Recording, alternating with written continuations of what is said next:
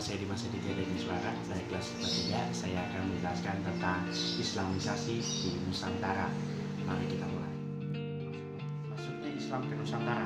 Pertama ada teori nikah. Teori ini masuknya Islam ke Indonesia langsung dari bangsa Arab. Teori ini terjadi pada abad ke-7. Teori ini didasarkan pada kekuasaan politik Islam yang telah terjadi pada abad 13. Oleh karena itu, masuknya Islam ke Indonesia terjadi lebih jauh sebelumnya. Penyebaran Islam di Indonesia dilakukan oleh bangsa Arab. Pada teori ini didukung oleh Hamka, Van Lier, dan T.W. Arnold. Nah, dasar teorinya itu berdirinya Kerajaan Samudra Pasai yang menganut mazhab Syafi'i dan raja-raja Kerajaan Samudra Pasai yang memiliki gelar Amalik yang biasa dipakai oleh raja-raja Mesir. Kedua, ada teori Gujarat. Pada teori ini masuknya Islam ke Indonesia berasal dari Gujarat, tidak langsung dari bangsa Arab. Gujarat berada di India, terjadi pada abad 7 atau abad ke-13. Masuknya Islam pada teori ini melalui pedagang India yang ingin menyebarkan agamanya dan sekaligus untuk pedagang.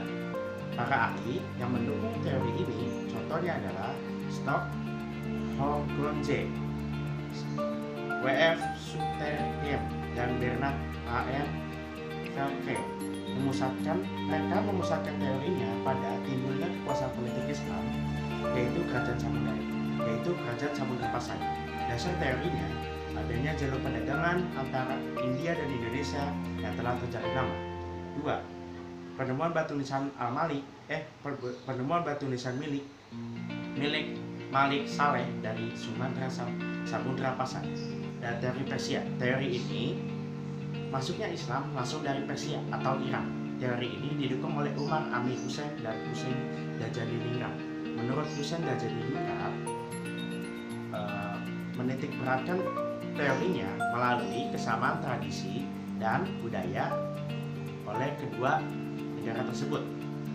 Ya, salah satu contohnya peringatan 10 Muharram dan kesamaan kerajaan Sufi yang dianut oleh Syekh Syati Jane Cina. Dalam teori ini, masuknya Islam ke Indonesia, khususnya daerah Jawa, teori ini bertampak bahwa migrasi masyarakat Muslim Cina dari Kanton ke Nusantara, khususnya Palembang, yang terjadi pada abad ke-9 Masehi. Teori ini didukung oleh Sumatu Al-Tubui.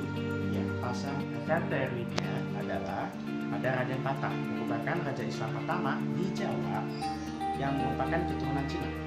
Gelar raja-raja Demak ditulis dengan istilah Cina seperti Cek Popo dan Civilisasi di Indonesia. Pertama ada perdagangan. Ya, sejak abad ke-7 Masehi, para pedagang Islam dari Arab, Persia, dan India melakukan hubungan dagang dengan masyarakat Indonesia.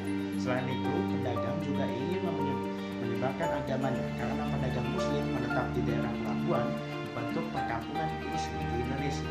Proses islamisasi yang paling efektif menurut saya adalah perdagangan.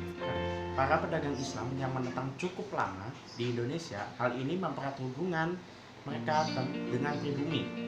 Jadi ketika hubungan terjalin sangat erat, maka menimbulkan perkawinan. Hal ini membuat Islam berkembang dan meneruskan ajarannya kepada pasangannya dan anaknya.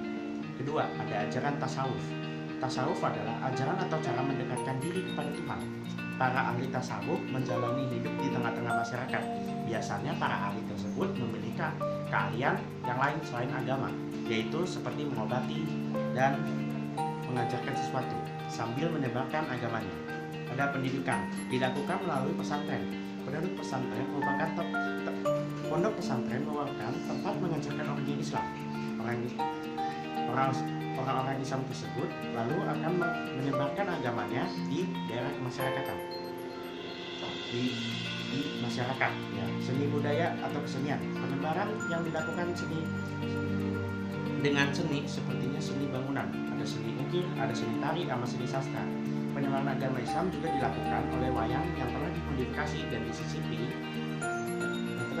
ajaran Islam. Oleh karena itu, masyarakat dapat menerima dengan mudah. Salah satu contohnya adalah Sunan Kalijaga. Sekian dari saya, dari Islamisasi ke Nusantara. Wassalamualaikum warahmatullahi wabarakatuh.